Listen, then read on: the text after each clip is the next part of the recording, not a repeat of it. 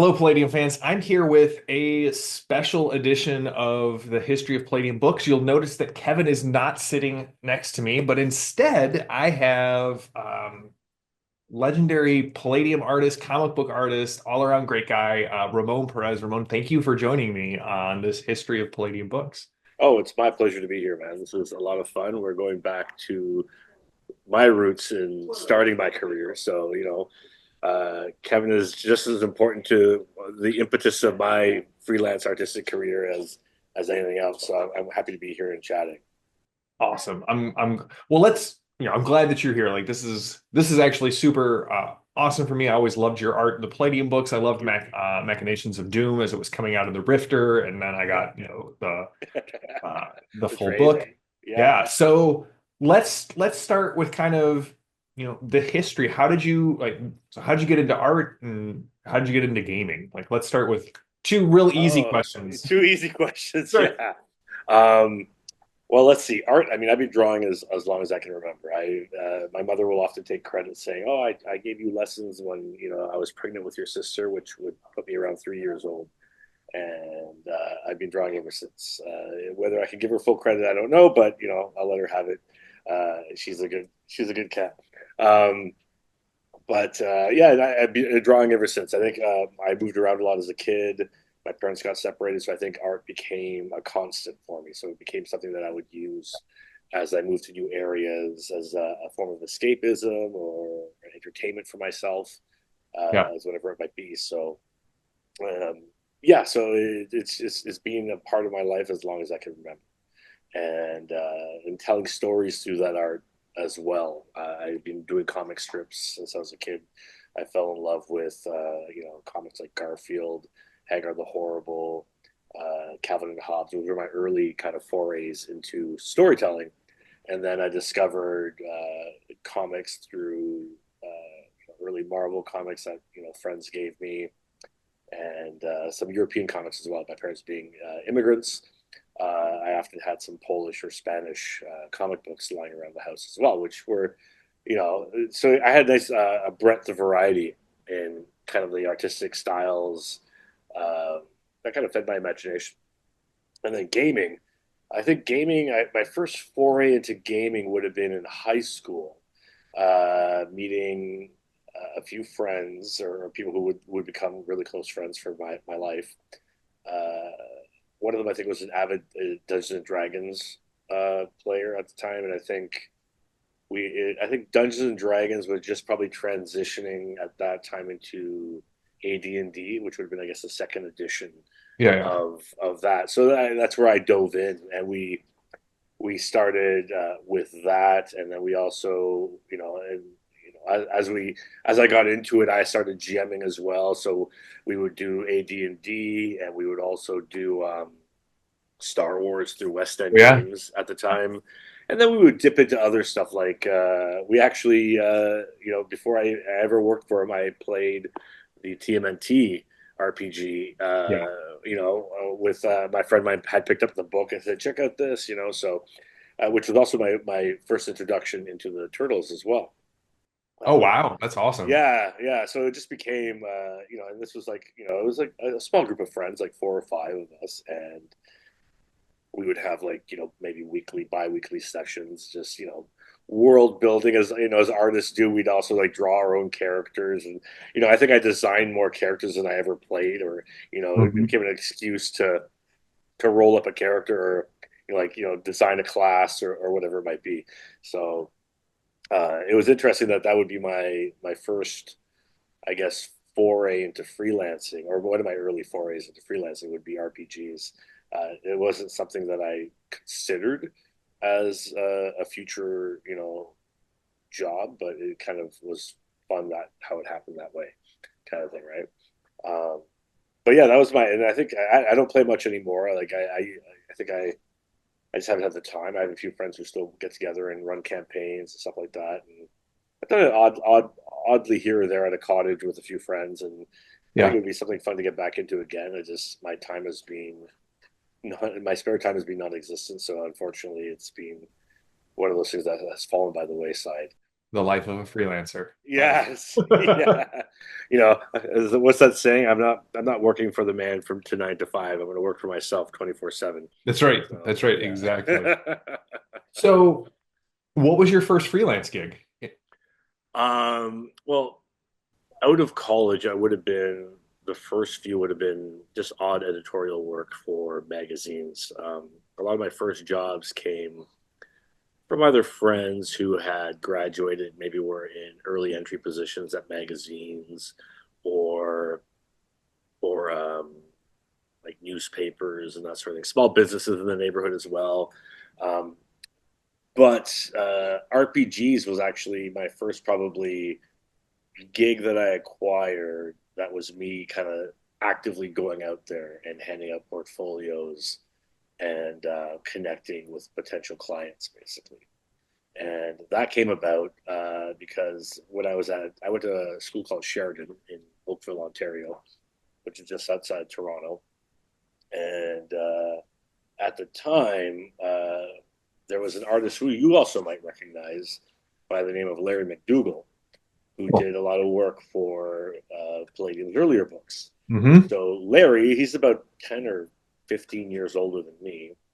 Um, and he was actually going back to school to kind of expand his artistic abilities, kind of grow and expand his knowledge base into painting and stuff like that. Where before he was just doing some black and white artwork. So I met him in in the first year or second year. I can't remember what it was now, and we became friends. Talking obviously, you know, latching onto the nerd qualities of like-minded individuals. So, and he was like, "Oh yeah, your stuff would fit right in at Palladium Books." And I'm like, "What's that?" And he's like, "Oh, it's this company I work for. I've done illustrations, black and white." I'm like, "Oh wow!" And it's funny because it never occurred to me that people got like how these jobs came about. Right. For me, it was like, "Oh, I'll work for a magazine or a newspaper. That's how you make a living." And he kind of opened that door, the idea of, oh, like you can work for comic books or for RPGs. And I was like, it's like this weird kind of um, veil was lifted, and it kind of just opened up the idea for me to kind of expand into that territory. And so yeah, it was one of the first things I did after taking a bit of time after I graduated. I put together a set of portfolios showcasing 6 pieces. I remember I probably still have them lying around here somewhere, where I did 3 pieces in one style and 3 pieces in another style. One was kind of like a loose charcoal, very textured based style. The other one was very much a very your classic ink, pen and ink kind of work. And I sent these out, and I sent one to West End Games. I sent one to Steve Jackson Games, uh, uh, uh, TSR at the time before it was bought up by Hasbro, Yeah. and Palladium. And Kevin was the only guy I heard back from. And Okay. as if the as he tells it to me, I can't remember. You'll have to verify with him. But I think he had recently lost artist Kevin Long on as a regular Yeah. freelancer, and he was basically looking for new talent. And he said, "You're on top of the slush pile." So I guess they would get all kinds of submissions. And this is back before the internet, so you're just literally mailing these things Yeah. out, hoping they get looked at. And so yeah, he was like, he called me up. He said, "Hey, uh, this is good stuff. I like this one style, the pen and ink style." And I remember he had literally called me up, and I think he woke me up too. I just woke up. I'm like, "Who is this? What's going on?" Yeah. And he's like, "All right, let's try you." Actually, no. I think first he said, "Do you have any more samples of this work? Can you send more over?" And this was no emailing over. This was like Right. No, this would be physically like, yeah. sending a pack of artwork over. And I believe he might have called me on like a Friday or a Thursday. I can't remember exactly. And I was like, "Yeah, of course, I can send over more artwork in a package on Monday." He's like, "Yeah, send over like 20 pieces or so, and we can take a look at what else you can do." And I was like, okay. And I hung up the phone and I had nothing else in that style. So over the weekend, I just drew anything that came to mind in that style, whether it was a monster or, uh, something from Star Wars, an Yeah. alien, whatever it might be, a wizard. And I just created 20 new pieces over the weekend. And I remember at the time I was also part timing at a comic shop. And I was like, during my break, I'm sitting there just inking, artwork. And then I sent it over to him, and he liked what he saw, and he gave me my first job, which I believe was Palladium's. It was Palladium Fantasy. Which one was it? Oh fuck! It was like, I don't want to say it was something to do with gods, but I can't recall the actual title now. The Dragons and Gods? Might have been. It was. I had. It was funny because I did. He commissioned me three pieces. It was a spot illustration. I believe it was like a half or quarter page illustration, and a full page illustration. And I put all my love into this full page illustration, and I sent it in. I didn't hear anything back. Um, and then he sent me a comp copy like maybe a month or two later or something. And I get the book back, and I can't find my full pager anywhere. But he had cut it up, like he not physically cut it up, but he like Yeah. done a stat of it, Yeah. and he took the foreground image, which was a dwarf on top of a minotaur, like attacking a minotaur. Then there was the background image of like a wizard or some kind of magic user in front of a tree, and then there was another even further in the distance in the image was like a castle or something or a tower. I had drawn everything with such detail that he was able to create like Three. full shot. Yeah, three Yeah. separate, because Uh, it was too much detail, and I was kind of heartbroken, going, "Oh my god, my first piece was cut up." yeah. And then like I heard nothing from Kevin after that. I was like, "Oh," I was like, "Fuck, I screwed that up." Like I Yeah. don't know what happened there. And then out of the blue, he calls me up again. Once again, I believe probably waking me up. I kept weird hours at the time, and I still do. But he called me up. He's like, "Hey, I love that stuff you did. Do you can you do what was that? I'm trying to remember what the first book I did. It might have been God. I can't remember what the second book I did was. Now it's been so long. I haven't. But anyways, he called me up and he was like, "Hey, can you do 30 pieces by the end of this month?" And I was like, "Yeah, sure, no problem." He's like, "Okay, I'm sending. What's your address? I'm sending you a box of reference." And yeah, he basically sent me a box full of Palladium Fantasy riffs, everything, massive Oh, that's box arrived on awesome. my doorstep. Yeah, I was like, "What is going on here?" And that month, I just hustled to get this job done.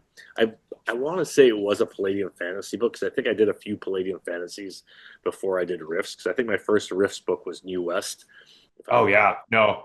The New West art, when I think of your art, that book is what comes to mind. Oh, Like, I loved working on that book. That was like yeah. two of my favorite. You took two of my favorite genres, the Old West and science fiction, and slammed them together. I Yeah. love that. That was a great book. And yeah, I impressed. I delivered the 30 illustrations for whatever book that was, and Kevin was happy. I was happy, and then from that point forward, I pretty much became a regular Yeah. on all the Palladium books that he put out over probably the next, I would say, 5 years, maybe. I'm not sure. I know I worked for Kevin probably close to a decade, near the last bit being more sporadic as I moved on to other venues. But Yeah. um, yeah, I remember like I think after the third or fourth Palladium fantasy book, and I might have done a horror. I think one of them might have been Beyond Supernatural or something as well, like some kind of fantasy stuff and horror stuff. And I remember him saying he was like, "Can you do science fiction?" He's like, not everybody's good at sci-fi or whatever. And I was like, "Yeah, I can do science fiction, no problem. That's like my favorite thing to do." He was like, "Okay, I'm going to try you out on this Rifts book," and that's when he gave me New West, and I just went to town because it was Oh like, yeah. you know what I mean. So I was just like, this is the stuff I'd be drawing all the way through high school and everything. So I just went nuts on that, and that pretty much cemented my my time at Palladium. Like it was a great time working there, and Kevin gave me so much freedom. As we worked closer and closer together, I would go down to visit Detroit. It's only about a 3 to 4 hour drive from Yeah. where I lived at the time, and he just began to trust me with just he would hand me sometimes not even a script. Sometimes he'd be like, I need 5 magic users, just draw me something, and next thing I know, I'm creating a look for the Federation of Magic or whatever it might be. I was just gonna say the Battle Magus comes to mind. Yeah, And, yeah, like he would just like I was like, all right, sure, and I'm just like I just went off the he gave me a few parameters maybe, and I went off the cuff at that point and just kind of oh, made it's stuff awesome. up. And yeah, it was a as a young artist, it couldn't have been a better gig for a young artist to cut their teeth on. Like, and also that Kevin also being an artist in his own right, Yeah. you know, going down there and learning, tips and tricks from him, going like what tools to use because I was making it up as I was going along, right? Like, We all at are. that time, Yeah. yeah, at that time there was no going to a website to see what paper people use, what tools people use. So, it was picking up books, it was getting insights from other artists, it was, you know, as like I said, going down there for a weekend, and he would have these game weekends where we would watch movies and RPG all weekend, and at the time he had like video games and air hockey at his place, so it would be great to go into the studio. Like, he would show me brushes and different tools to and supply me with different kinds of paper to try out. So no, I was spoiled rotten as my first time out of the gate as a freelance artist. I've never had that kind of freedom since, to be honest with you. Oh, that's awesome. Yeah. All right, well let's talk a little bit about Machinations of Doom because Okay. this came out as a strip essentially in the Rifter. Yes. And then I mean we've got other Yeah, side. yeah, yeah. There it is. Yeah, yeah. That was Yeah, I think I got the nice trade format version of it. I remember when this was coming out. that was like '99. I think when Yeah, it came out. this my son read it, and Yeah. his response is, "Holy crap, this is balls to the wall, like amazing." And I was like, first of all, you don't get to say that. Second, you are 100% correct. Can I use that for review copies? That's great. I love that. What did how did Well, this? that was once again Kevin,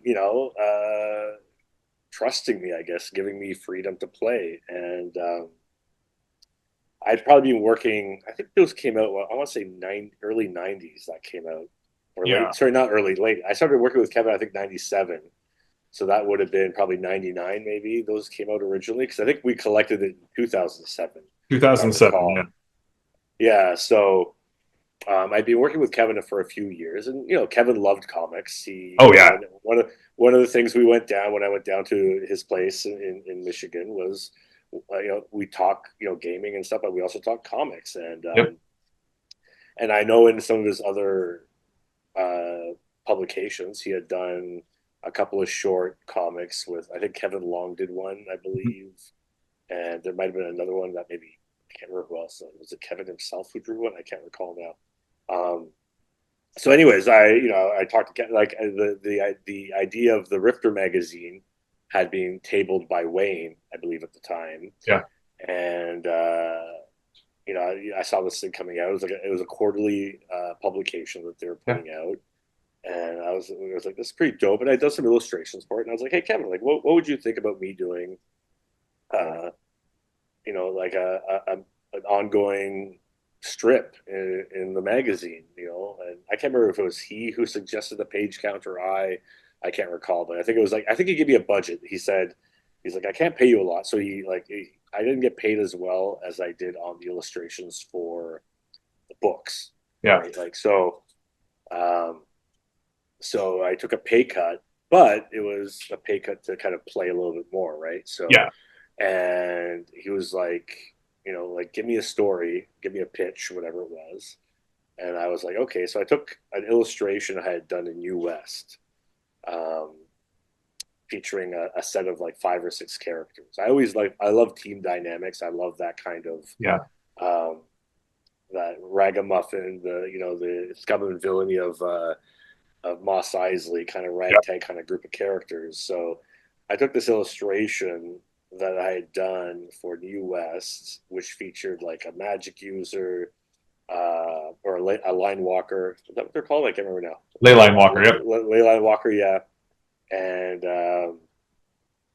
what do you call it? A merc. Oh my god, I forget the terms. You got like a Flame Burster and Burster. That was it. Yeah, Burster, and Crazy. then yeah, and the Dog Boy and a few other things. And I basically in a crazy, I think, and it was like, okay, like what? Let me model my story because when I did the illustrations, I always had kind of like a narrative in my head, right? Right. And that's I think what people liked about my work at those days of Palladium.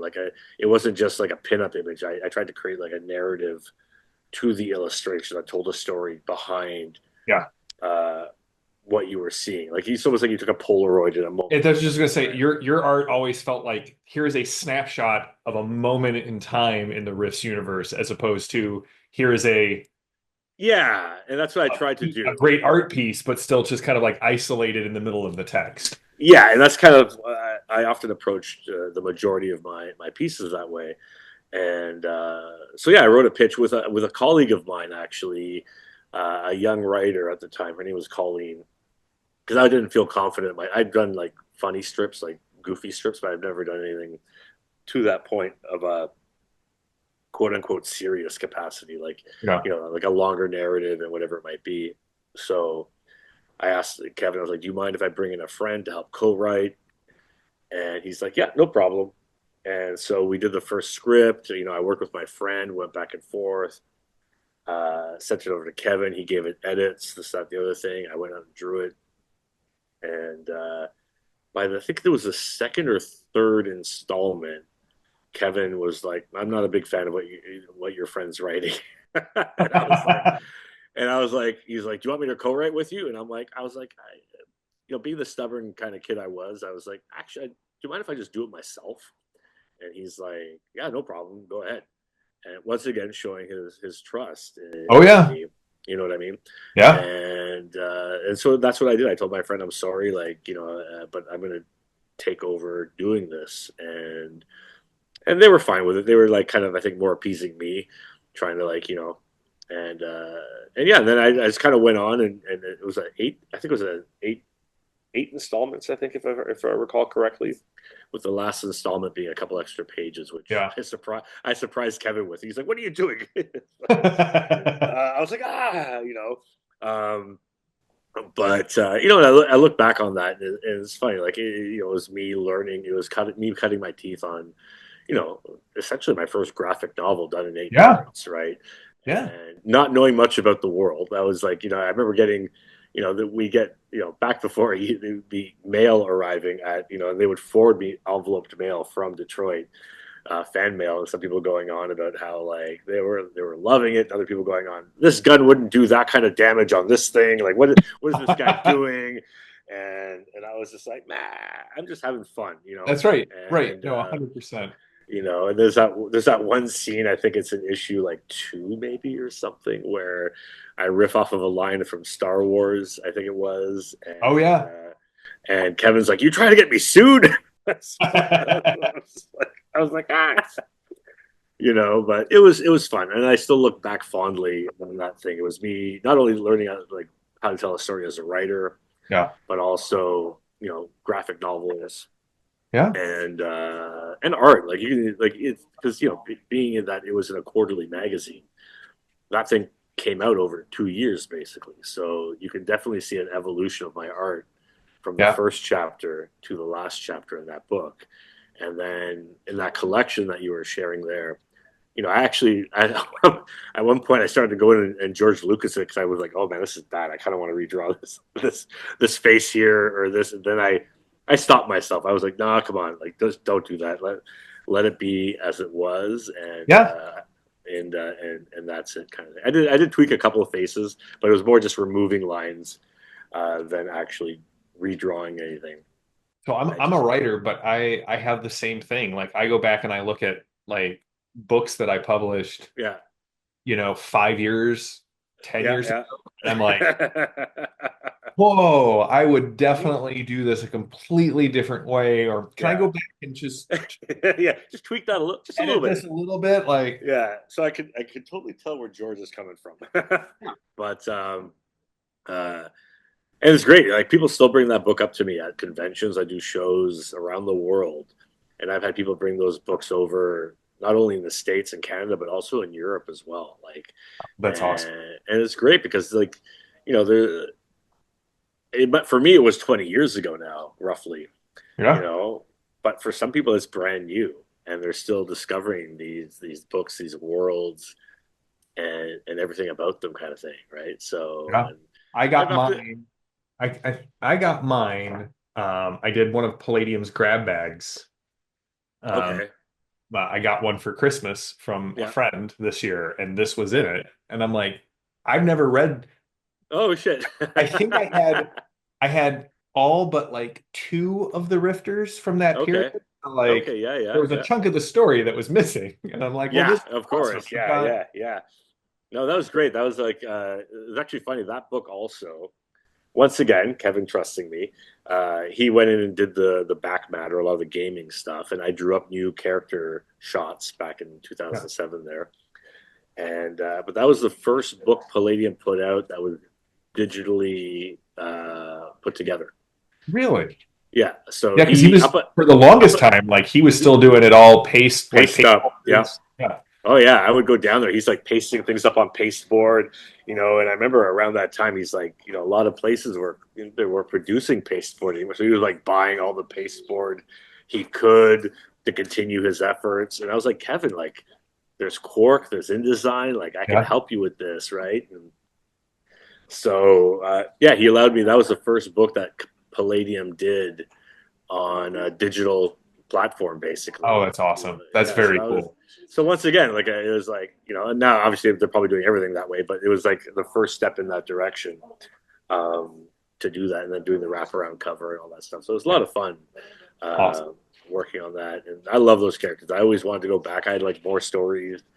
You know, I've often joked with Kevin, like we still talk not as often as we used to, but like I'm like, hey, what about a comic line of some kind? What's the possibility here? You know what I I brought that up mean? with Kevin several times. I think Inter attack him sometime at a convention and it'd be like, come on, we can.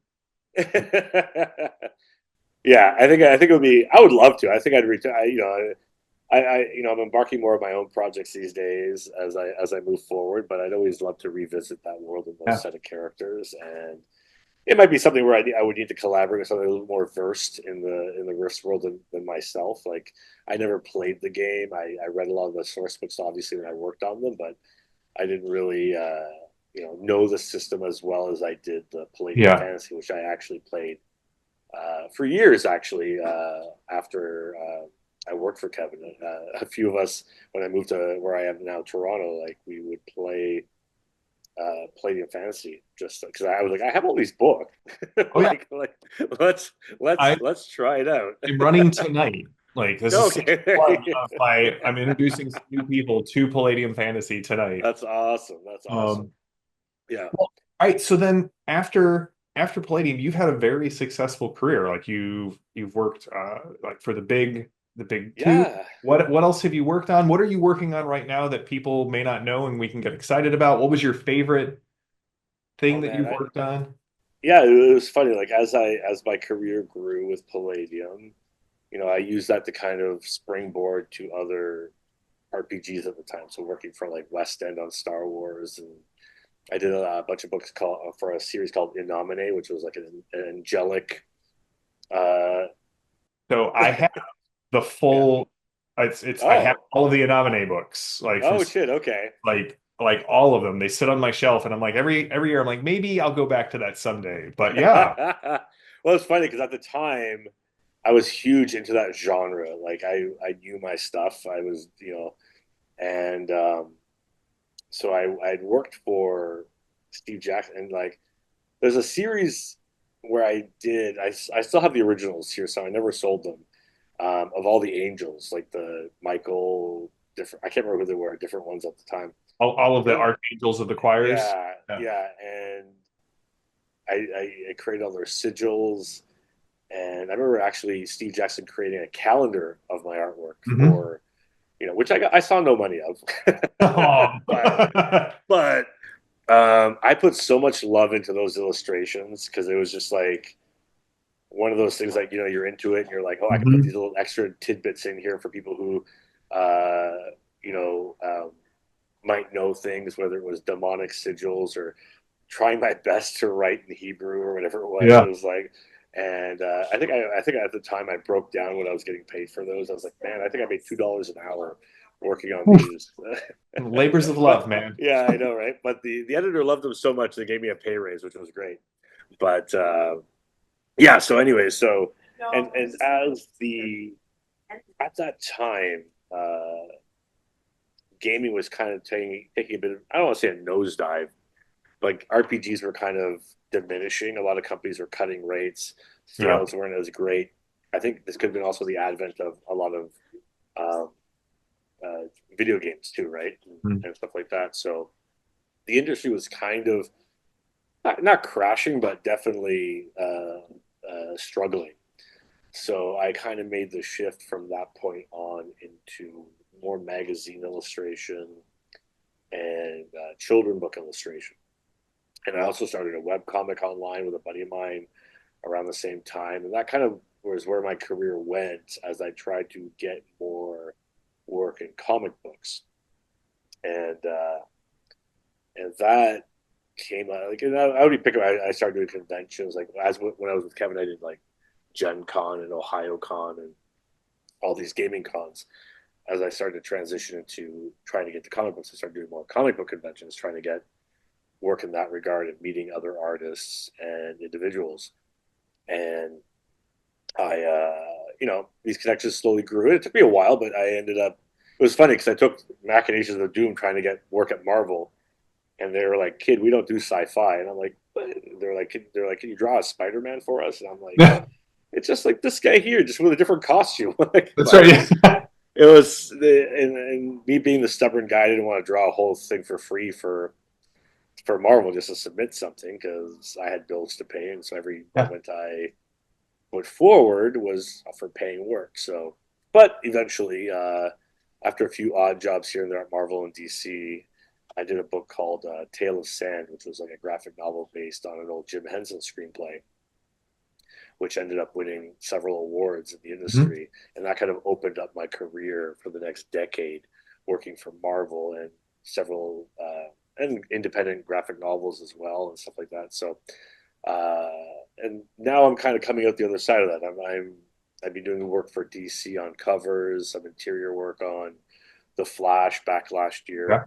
Yeah. Yeah. Um, Currently, I'm working on a lot of NDA related corporate comics and graphic novels, which I can't really unfortunately say anything about. They're more for like media development and cross platform, gaming and graphic Yeah. novels related stuff. But the definite shift I'm trying to make in myself is now that I guess, as a freelancer of close to 30 years, found a semblance of stability as an artist and creative.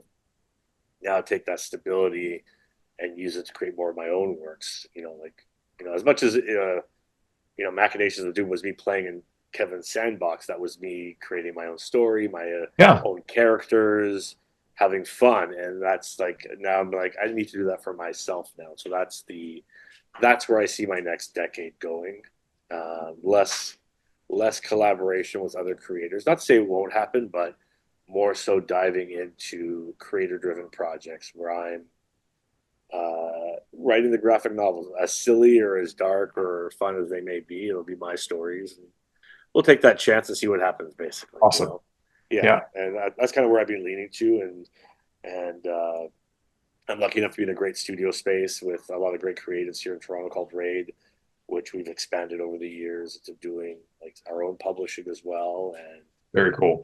and different things. So it's like having that forum and that kind of foundation to move forward and play. I'm really excited about. So Awesome. hopefully, knock on wood, it goes well. Well, Kevin wanted me to, he said, I had to ask you I know it's about the Boba Fett statue. yeah, yeah. So I So have what a is this yeah. Boba Fett statue story? So I have to back in the day, like I said, Kevin's home was much akin to I'm going to date myself here a little bit, but there used to be a show called Silver Spoons when I was a kid. Hmm. And this kid lived in a mansion with his father, who was like, I believe his father was a toy maker. I don't know what he did, but there was like a train the kid rode on. There was video games. There was Yeah. all kinds of things. So I often compared Kevin's home to Silver Spoons when I would go down to visit him in Taylor. Um, I walked in the first time. I remember seeing every. You couldn't see the wall because there was so much original art on the walls, whether it Yes. was comic books or RPGs. The man loved artwork, and there was like originals from Alec Ross, covers from his own books, comic book pages. Truly inspiring space. And he also had, like I said, a couple of arcade games where there's an aquarium with an octopus in it at the time, air hockey table, a pinball machine, um, and there was also a few life-size statues scattered about. One of a stormtrooper, one of Boba Fett, and an alien from Aliens. Yes. I've The seen the alien, the, the alien. alien was at the office, but at Yep. the home was a stormtrooper and Boba Fett. So you know, and often like going down for these weekends, I'd often hang out there, crash on Kevin's couch or whatever it was, and I'd always see Boba Fett silhouetted by the door going to the outside. And so near the end of my tenure at Palladium, um, still going down there as often as I could, and I remember one of the last shows I had done with Kevin was, I think, Ohio. It was a gaming con in Ohio, Origins, I think it was called. Yeah. I'm not sure if it's still around. Oh yeah. And It's. it's still around. Yeah, okay. Mhm. And and this was just before his separation with his ex-wife at the time, Marianne, I believe her name was. And so that I'm not going to get into his personal life, but it affected him and his company, obviously. And he owed me some money for work done. And one of the things I've always admired about Kevin, he's one of the most stand-up individuals in I've ever met in my career. His word is his bond. Like a stick Yep. in a handshake, he will stand by. He's a good man, and so he felt bad. He was like, I owe you money for the last two jobs. I don't have it right now.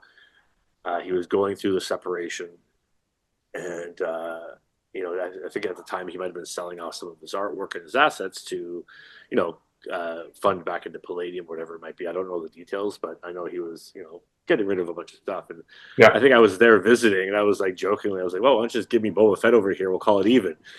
And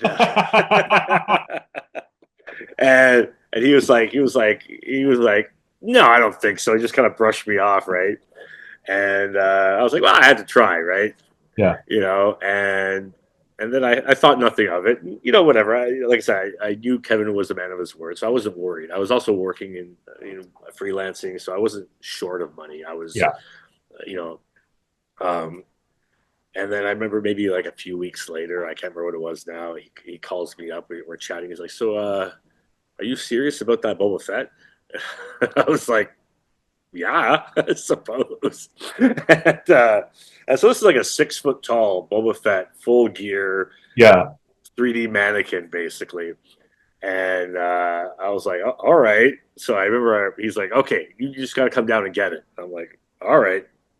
So I call up a buddy of mine. I lived in Toronto. My buddy lived in a suburb where he had an access. I was like, I called him up and said, "Hey, do you have access to like a van?" He's like, "Why? What?" He's like, We need to go to Detroit to pick up Boba Fett." He's like, "What?" He's like, "I'll fill you in on the way." And we just started out that morning. He came up the next morning, I think, to pick me up, and we trucked on off to Detroit. And Kevin had worked up paperwork to make it look like a sale, saying like, "Oh, Ramon Perez bought this thing for $500 or whatever it was." He put like a value on it, just in case if someone asked me at the border like what we were, Yeah. what we were bringing across, so to speak. Um, and I remember we went over and we went for a nice dinner, chatted, hung out, and we got back. We got over there, and so this is like Boba Fett came apart. There was like a flat base, Boba, and then a gun. So like literally, I think we almost like essentially wrapped him in carpets like a dead body, and we put him in the back of a cargo van. Right. So there's just this mannequin of Boba Fett lying on his back in a cargo van with like blankets for buffering and stuff like that.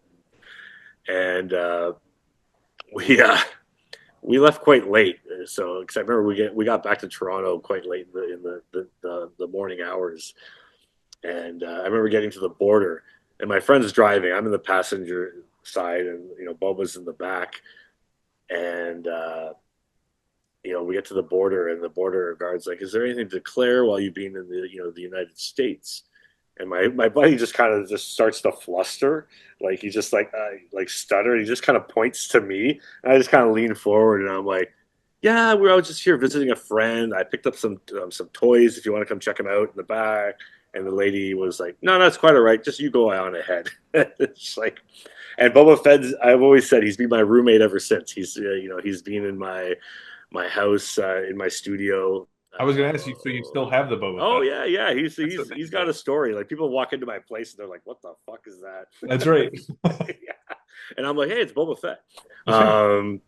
They're dusting him on it's a cleaning day, and yeah, I don't think I'd have the heart. There's such a memory attached Oh yeah, to Boba, and where he came from and where he ended up, and he'll be my forever roommate. awesome. And yeah, that was a fun story. Kevin was like super awesome, and like he didn't have to do that. He and in the year, because I think Boba was worth far more than what he owed me at the time. So in following years, I'd always just donate artwork to different grab bags and different things because, like I said, Kevin was there for me at the beginning. So I'm always happy to collaborate. Yeah, he's a stand-up guy. He is, yeah, and like it broke my heart to see Palladium struggle so hard and regain its footing. Um, but he's always been very driven and very passionate about riffs and everything he's He created. really So is. yeah, and as a guy who started my own companies and now I've taken the same road. I know even more where he's coming from Yeah, and doing these things right and standing by what he's created. So, and even like when back in the day when he had he made a Disney deal for I think it was I can't remember who the director was. Bruckheimer. Yeah, Bruckheimer. That's right. Yeah, he took extra time to carve out details that all artists retain their artwork. Just like little things like he didn't have to do, but you know what Yeah, I mean. Like little things like that, just spoke volumes to the yeah, individual yeah. making those deals, right? So no, truly awesome. But yeah, so many memories. I could go on for hours with like different stories from visits and convention trips, and yeah, it was a as a young artist in my late 20s, early 30s at the time, it was a fun ride. Going to Awesome. different Gen Cons and different events, and yeah. Well, Ramon, thank you so much for hanging out and chatting with us Oh, for my pleasure, man. That was this. a lot of fun. This has been awesome. Anytime. I'm glad to come back and tell more stories. Okay, I'll hold you to that. Awesome.